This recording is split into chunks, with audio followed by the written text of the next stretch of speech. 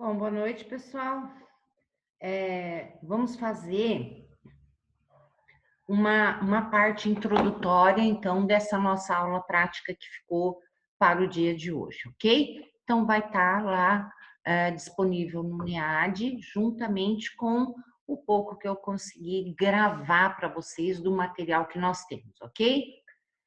No material de gravação de vídeo, então a gente mostrou o que a gente tem dentro desse grupo, tá? De ancilostomíneos, e que a gente não tem especificamente o verme ancilóstoma duodenale, tá? Então a gente mostrou o material que estava disponível no momento, que era então a espécie ancilóstoma brasiliense, brasiliensis, Ancylostoma caninum, e também mostrei alguns exemplares ali de estrongiloides, tá? Só que nós não tínhamos os machos, tá, gente? Então, meio complicado a gente mostrar aquelas outras estruturas, né, para vocês. A gente não tinha os machos e também a gente não tinha as estruturas de ovos em lâminas, tá? A gente tinha programação para comprar tudo, mas infelizmente, né, como entramos, ia chegar agora, né, para esse meio do ano, mas como entramos nessa situação, então deixamos aí um pouco parado, então, essa movimentação de compra de material, mas que ela em breve já estará disponibilizada, tá? Bom, então vamos fazer ali um pouquinho desta introdução, né? Fazer um resumão para vocês, então, para que vocês fixem melhor, então, a, a tudo que é em relação a este parasito, tá? Então, falamos de ancilóstoma, né? Aqui a gente não trata somente de ancilóstoma, mas de outro ancilostomídeo também que é o celanicum, né? Ancilóstoma duodenale celanico, e também de uma outra subfamília que é a Bunostomini, que é o Necator americanus. A grosso modo, eles são extremamente parecidos, tá, gente?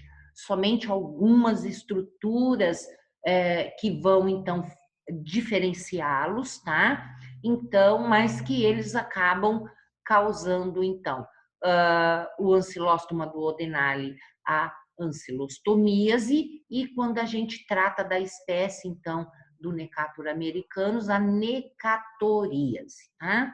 Mas que não são doenças que são diferenciadas, tá? Todas elas causarão anemias, né? Uma vez que esse grupo, essas espécies aí, elas se alimentam, então estão lá no nosso intestino delgado e se alimentam, então, de sangue, tá?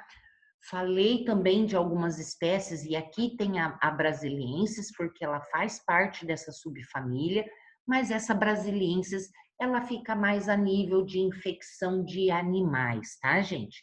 E que a gente falou até ontem na aula teórica, que ela também está dentro do grupo que causa, então, aquelas síndromes lá, aquelas da larvas migrans, então, tá? A gente vai passar um pouquinho e fazer um resumão, ok? Então, vamos para o mais importante que a gente tem, e sempre que eu estou falando de parasitose para vocês, a gente fala em relação dessa concentração de infecção, né? Que ela é lógico, dependendo dessa porcentagem, dessa concentração de vermes, né? Dessa infecção de vermes que eu tenho, é que eu vou apresentar mais ou menos, então, sintomas clínicos, ok? Muitas vezes, se é uma infecção baixa, como está mostrando aqui, a gente vai até passar como se fosse benigno mesmo, tá? Então, existe aí uma relação entre os parasita hospedeiro, em qual, mesmo eles sendo parasitos, né, então, a gente ainda tem um equilíbrio ocorrendo. A gente imagina se né, mesmo com uma média infecção aí, olha, eu já vou ter apresentação, então, de alguns sintomas e anemia. E quanto mais sobe isso, eu também tenho infecção média e intensa e sempre essa presença de anemia, a qual é derivada, então, devido à alimentação deste parasita, tá, gente? E ainda mais a gente levar, né, essa relação se essa pessoa infectada também está com um grau, então, de deficiência nutritiva. Imagina como, então, mesmo talvez com uma baixa infecção, ele já apresentará bastante sintomas também, tá? Os ancilostomídeos, então, vão causar o amarelão, que é o popular amarelão, por isso tinha o Jeca Tatu ali logo de início, tá? E que é uma doença bastante importante, tá, gente? A gente tem aqui, falou ontem da distribuição, né? Que ela está por todo o mundo, mas que dependendo da espécie que a gente fala, de Ancylostoma duodenale ou Necator, então aí sim varia um pouco mais, né, as regiões em relação ao clima, tá? Então, a ancilóstoma está mais para esse clima tropical, enquanto desculpa, duodenale muito mais para climas amenos, né, para regiões temperadas, enquanto o Necator americanus está, então, para regiões mais tropicais, tá? E aí está dividido, então, como que eles estão aí distribuídos no mundo. O Brasil está todo branco ali, né, dizendo que existe uma indicação maior para Necator americanos, mas nós temos também ancilóstoma duodenale ocorrendo aqui, tá? Gente, para falar de ancilóstoma, a gente ainda continua falando de vermes de corpo cilíndrico, tá? Então, do mesmo grupo que Ascaris lumbricoides, tá? Então, nós temos aqui, diferente de outros eumintos, que são os vermes chatos, né? De corpo chato, que era tênia e xistossoma, e depois outros eumintos, que é o Ascaris, o ancilóstoma e alguns outros que ainda veremos serão todos de corpo cilíndrico. Todos eles são eumintos porque é um grupo, é uma denominação, né, de um grupo grande de vermes, sejam eles chatos ou sejam eles, então, cilíndricos, ok? Bom, aqui, então, a gente fala que é bastante característico esse verme, né? Que tem, então, essa cabeça bastante recurvada e uma cápsula bucal bastante grande e portando ou dentes ou lâminas, tá? Dentes para ancilóstoma e lâminas, então, para o Necator, ok? A gente tem presenças evolutivas de formas evolutivas ou de fases evolutivas desse verme, que em ovo, larvas, né, que são mais jovens, né, logo eclodidas do ovo, que são larvas rabiditoides, e também larvas filarioides, onde essas últimas, então, são as larvas infectantes, tudo bem? Bom, aqui a gente mostra, né, ancilóstoma duodenale e mostrando, portanto, esses dentes e que vocês verão, mesmo sendo uma outra espécie lá na aula prática que eu deixei gravado, mas que também é bastante parecido com o brasiliensis ou o canino, onde eles portarão dentes. Todas as espécies de ancilóstoma portam dentes, tá? Vai mudar o quê? Quantidade. Enquanto que em canino nós vemos lá três pares de dentes, né? Os dentinhos em três lá, que depois vocês vão verificar. Nós temos aqui cerca, então, de 2 pares, tá? E que quando a gente vai dar uma olhadinha, então, na diferença entre macho e fêmea de ancilóstoma duodenale, a gente, infelizmente, não tive um macho para mostrar para vocês, Mas o que diferencia principalmente é o quê? É o tamanho, que fêmeas são maiores, e a parte posterior, tá? Então, nós temos uma bolsa copulatória no macho, tá? E na fêmea, ela termina retilínea e com presença de espícula. A mesma coisa que nós vamos ver no ancilóstoma canino, que a fêmea mostra um espinhozinho também. Se a gente for olhar o necator já a fêmea não apresenta o espinho terminal, tá? Mas o macho do necator também apresentará essa bolsa ou essa bursa copulatória, ok? Ceilanico, falando aqui também do ceilanico, que ele é parecido também ao do Odenale, tá? Necator americanos, ao invés de dentes, então nós temos lâminas cortantes, ok? Macho também com a bolsa copulatória e a fêmea, ó, com parte posterior sem o espinho, enquanto a fêmea de ancilóstoma possui o espinho. Aqui mostrando, né, e vocês têm material de vocês, então, essas espécies sendo diferenciadas e mostrando, então, fêmeas, né, com espícula de ancilóstoma e fêmeas de necator sem esse espinho. E os dentes e as lâminas, então, em necator.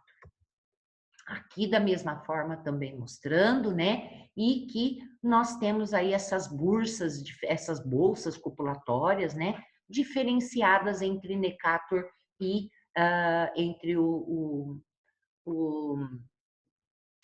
ancilóstoma, né, ao qual aí a gente consegue, então, identificar, separar as espécies, ok? E também por essas, as placas dentígeras aqui, ou que serão, então, essas lâminas cortantes, ou então pelos dentes, tá?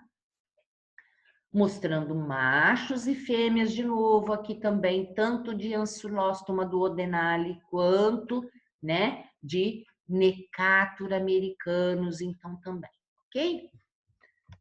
Bom, o ovo, a gente falou que o ovo é uma estrutura, é um ovo bastante grande, bonito, e que a gente visualiza dessa forma, tá? Onde a gente pode ver essa casca e um espaço, então, quando a gente vê esse conteúdo desse ovo, tá, gente? Então, ele é bastante grande, bastante fácil de ser visualizado, e são espécies, gente, que produzem uma quantidade bastante grande de ovos, ok? Descobre-se de qual espécie é este ovo? Não, é muito difícil, tá, gente? Única coisa são as medidas que são diferenciadas, porque precisa ser um taxonomista aí em parasitologia muito especializado que de cara possa, então, já predizer, né, de qual espécie é esse ovo. A gente falou do ciclo biológico, né, que eles são monoxênicos, vão precisar somente de um hospedeiro. O resto do que ele precisa do meio ambiente, tá, gente? Por isso que também ele é um geoelminto. Então, precisa desse tempo, o ovo, lá no meio ambiente. E ele vai precisar de certas condições que a gente falou, né? Umidade, temperatura. Para quê, gente? Para que esse ovo siga o processo de embriogenia e desenvolvimento da larva lá dentro, tá? Desse ovo. E se tiver todas essas condições, e essas fezes muitas vezes oferecem essas condições também, né? Quando está fora do corpo, em ar livre, protege esse ovo, nós temos então a embrionia desse ovo, tá? E logo em um dia apenas nós temos a eclosão desse ovo, já surgindo a L1, que é a larva de primeiro instar, então, né? De primeiro estágio, chamado de L1. Essa larva vai ficar lá no ambiente, vai comer bactéria, vai comer detritos ali, tá? Até que ela vai acabar trocando trocando essa epiderme, tá? Então, ela vai trocar essa cutícula e vai se transformar em L2, maior, né? Não tem muita diferença a não ser o tamanho, tá?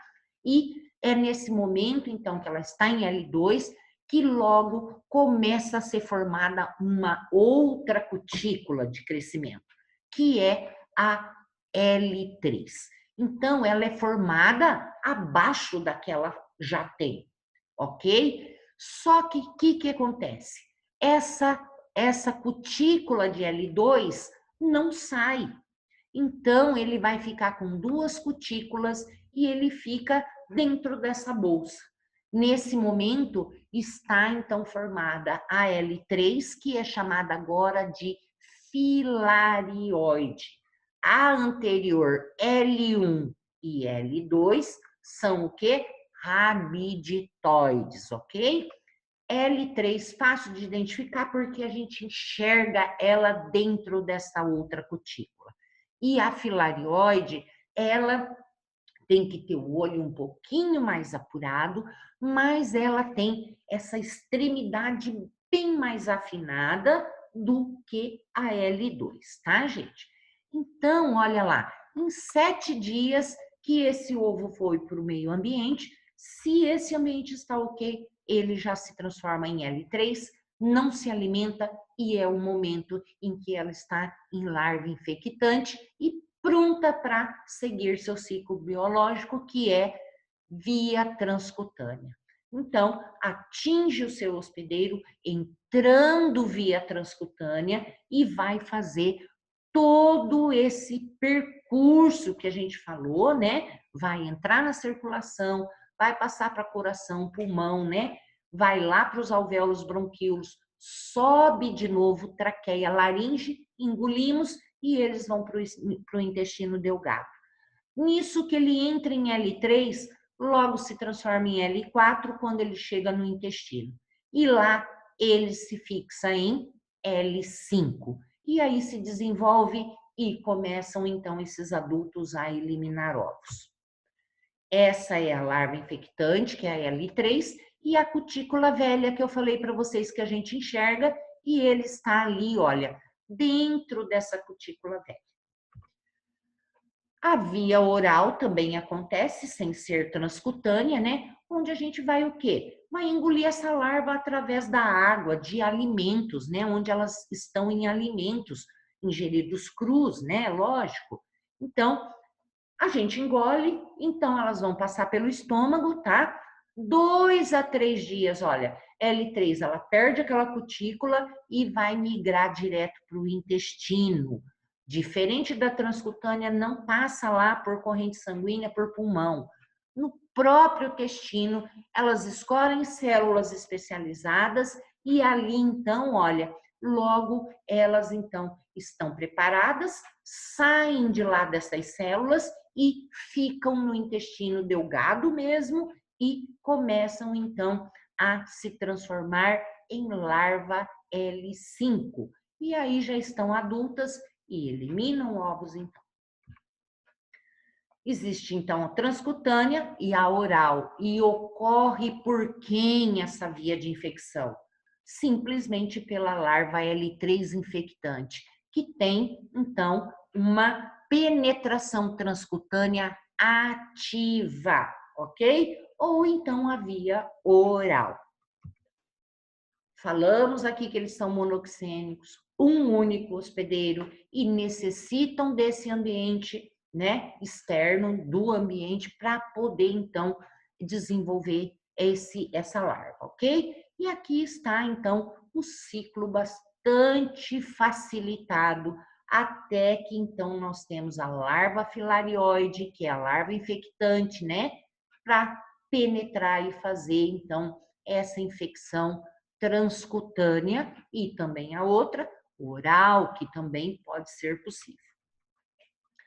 Falamos de outras espécies de ancilóstoma, como Ancilóstoma brasiliensis, Ancilóstoma canino, gente, tá? Ontem a gente citou bastante, e até mesmo a Toxocara também, olha, são causadores, então, das larvas migrans, seja cutânea, né, onde a gente vai ter o canino aí, o brasiliensis, né, fazendo esse tipo de infecção.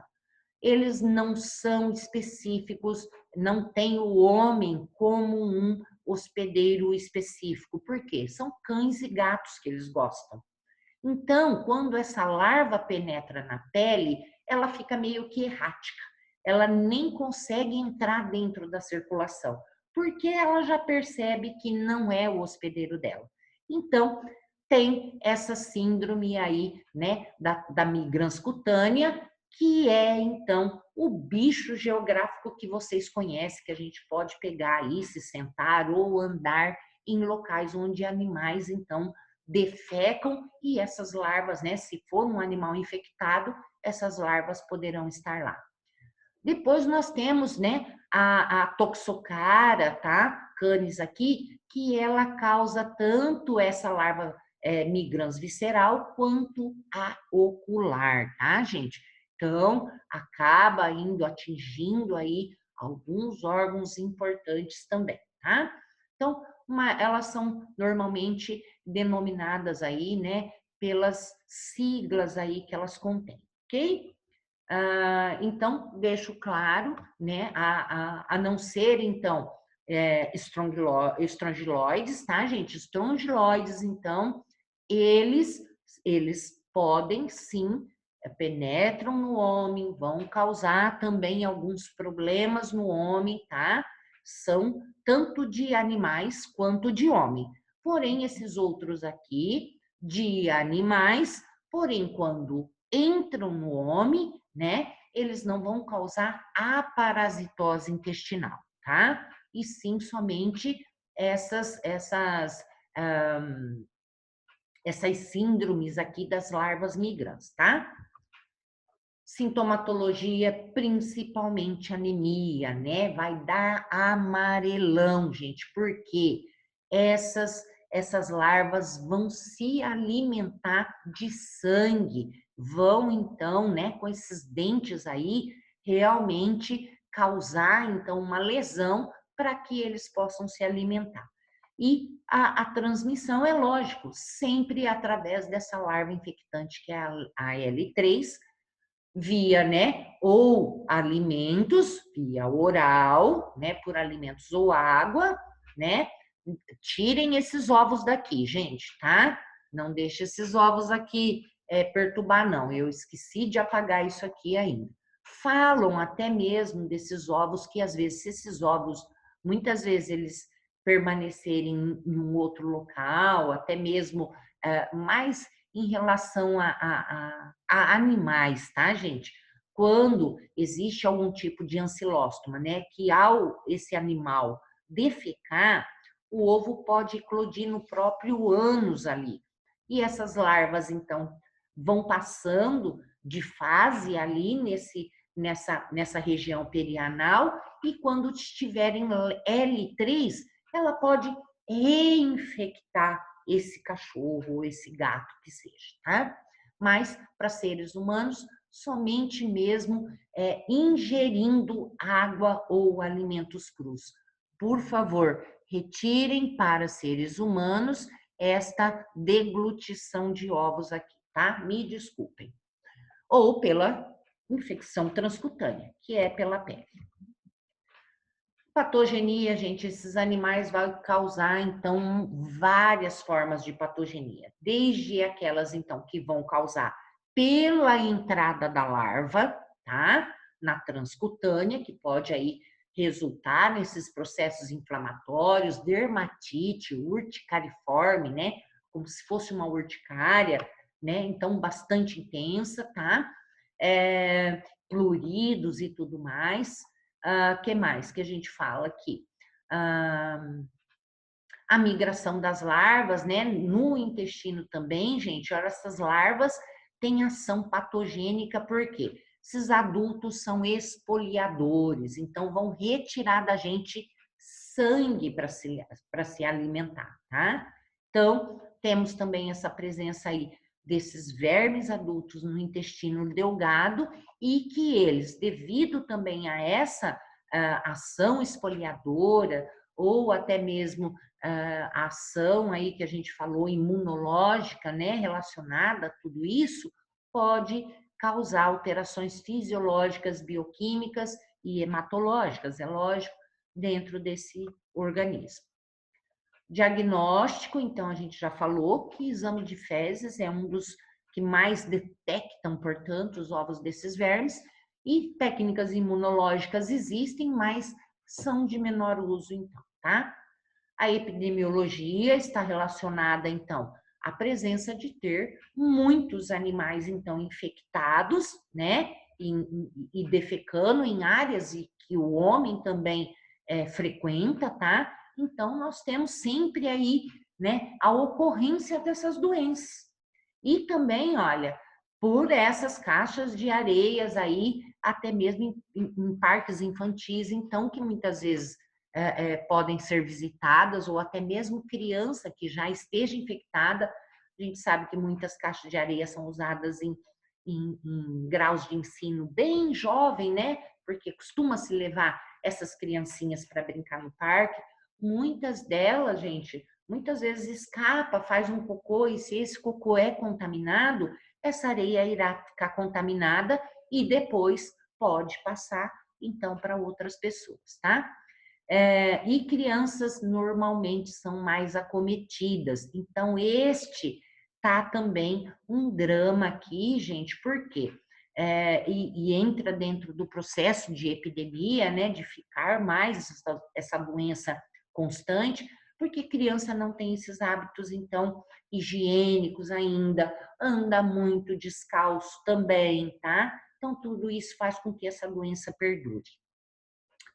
Profilaxia, olha, principalmente conscientização de pessoas que têm animais para cuidar, né? Tratar esses animais, então, sempre estar limpando e protegendo caixas de areia quando elas são para recreação, né? Para que animais não se aproximem delas. Saneamento básico para que essas pessoas tenham um local adequado para fazer então as suas necessidades, tá? Uso de calçados, então, para sair no ambiente e controle de cães errantes. Então, cachorros de rua também deve ser controlado esse tipo de parasitose. Então, como eu falo, saneamento básico é primordial, quase que em 100% de muitas das parasitoses que nós já falamos, tá? Educação sanitária, se você sabe do que se trata, você tem como evitar. Então, educação da população também, né? Uso de calçados e, é lógico, tratamento de doentes, tá? Tratamento normal, que a gente falou já ontem, não vou me prender a isso, porque é somente um resumo aí rapidão. Ok, pessoal? Espero que tenha ajudado vocês, ok? Então, vai de complemento esse resumo para vocês, tudo bem? Então, ok, boa noite e até mais.